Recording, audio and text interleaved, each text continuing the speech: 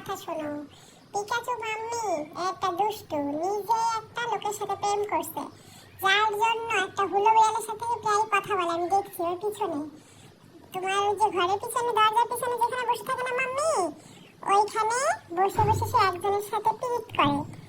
আর সেই জন্য আমার নামে উল্টাপাল্টা কথা বলে। তুমি দেখো না, আমার সাথে সৎ মায়ের মতো আচরণ করে, আমাকে শুধু মারে, কামড়ায়, হিস করে। আমার নামে তোমার কাছে খারাপ খারাপ কথা বলে আমাকে দোষী করতে চাই।